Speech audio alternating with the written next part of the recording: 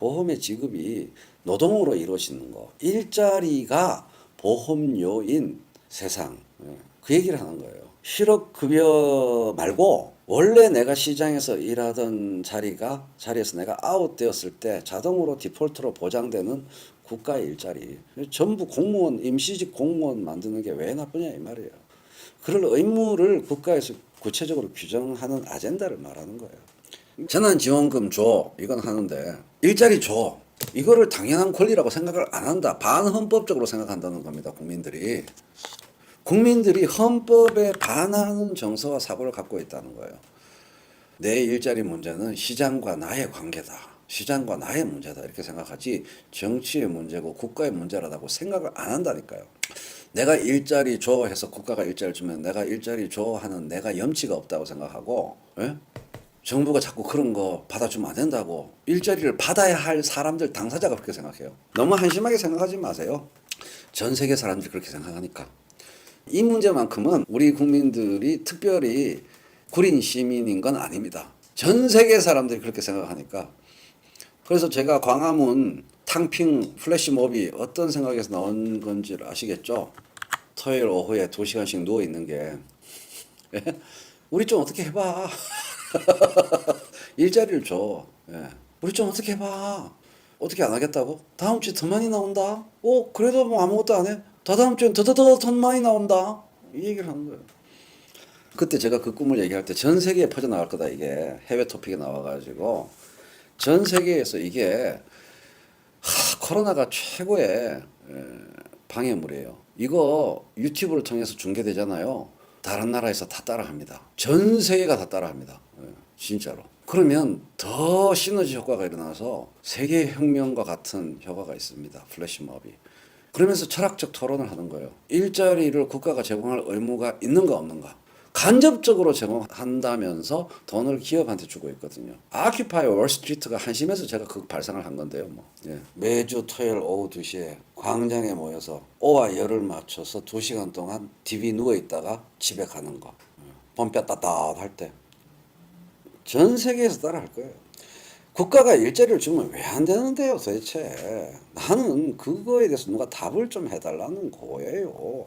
국가가 일자리를 주면 왜 안 되냐는 거예요. 그 실제로 일자리를 지금 주고 있으니까 간단히 말씀드립니다. 지금 공공 일자리가 없다 그러면 말이 돼요. 이제 논쟁을 하면 돼. 근데 이건 논쟁을 하나마나 무조건 이기게 돼 있는 거예요. 제 주장이.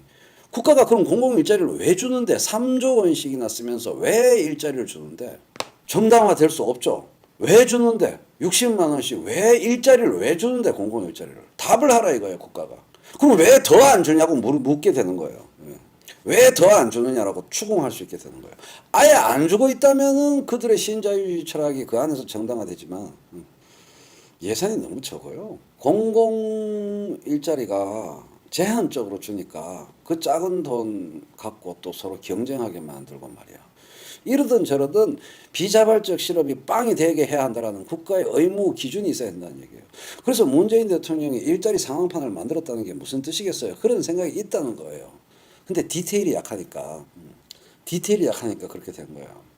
그 의무를 느끼는 거예요. 일자리 상황판을 만든 것이 나쁘지가 않다는 거예요. 국가가 그것을 살펴야 될 의무가 있음을 인정하신 거란 말이에요. 국가가 그 의무가 있다. 일자리를 만들어줄 의무가 있음을 인정하는 거예요. 3조가 뭐 남의 애 돈입니까? 3조가 상대적으로 적다고는 하지만 3조가 보통 돈이에요. 30억입니까? 300억. 3조입니다. 3조. 그러니까요. 일자리 쪼개기 1년 했으니까 이제 다른 사람이 해야 되니까 당신은 하지 마셔. 거기서 제일 욕이 나오는 거예요. 그런 식으로 돈을 제한적으로 쓴다는 겁니다. 귀한 자리로 만들고 그거를 공공일자리를 1년 했으면 이제 딴 사람한테도 순번 돌아가야지. 얌통물이 없고 그걸 또 계속 하겠다고 하냐? 왜 계속 할 수 없는데 공공일자리를. 그게 완전 틀려먹었다는 겁니다. 권리라는 겁니다. 그 사람의. 1년쯤 하면 이제 공공일자리 더 하지 마라라고 하면 그거를 마음속에서 받아들인다는 거예요. 국민이. 국가에 신세지고 있다고 생각하게 만든다. 이 얘기를 제가 계속 반복해서 가고 있는 거예요. 공공일자리를 국민이 받아서 하면 국가에 신세지고 있다고 생각하게 계속 만든다는 거예요. 그게 뿔따고 난다는 겁니다. 왜 내가 1년 하고 관둬야 되는데 그리고 왜 안 오르는데 급여가 더 일하게 공공일자리 일하는 시간을 더 줘야지. 150만 원 줘야지. 일주일에 내가 40시간을 일해야지. 라고 얘기하는 거예요. 그러니 그게 무슨 박근혜 정부, 문재인 정부 차이가 있겠냐고요. 언론에는 생색을 내고 있고 국민한테는 갑질을 하던 겁니다. 사실은. 국민을 도와주는 게 아니고. 그러니까요. 시니어 일자리 한 달에 열흘 일하고 27만 원 받는 거 감지덕지로 여기라 이 말이에요. 왜 그렇게 제한적인 일자리를 만드느냐 이 말이에요. 당당히 야, 왜 이렇게 티오가 없어? 이렇게 국민이 당당하게 말할 수 있는 인식 전환이 필요하다는 거죠.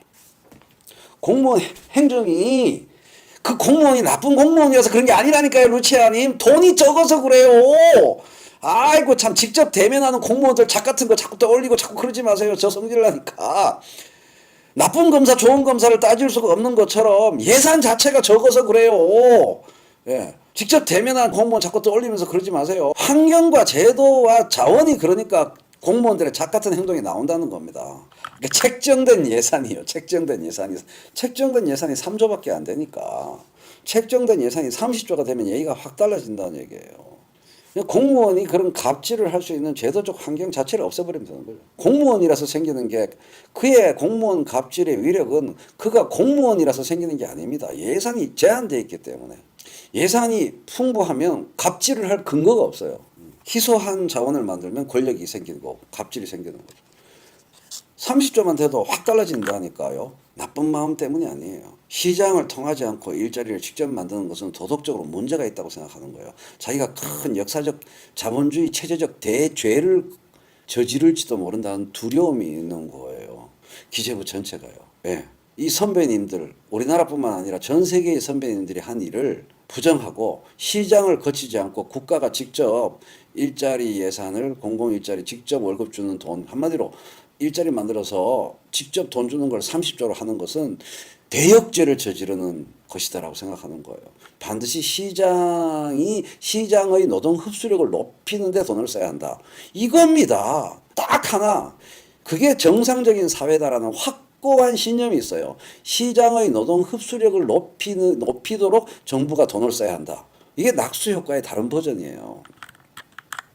국민도 시장도 국가도 대통령도 다 그렇게 생각한다는 겁니다.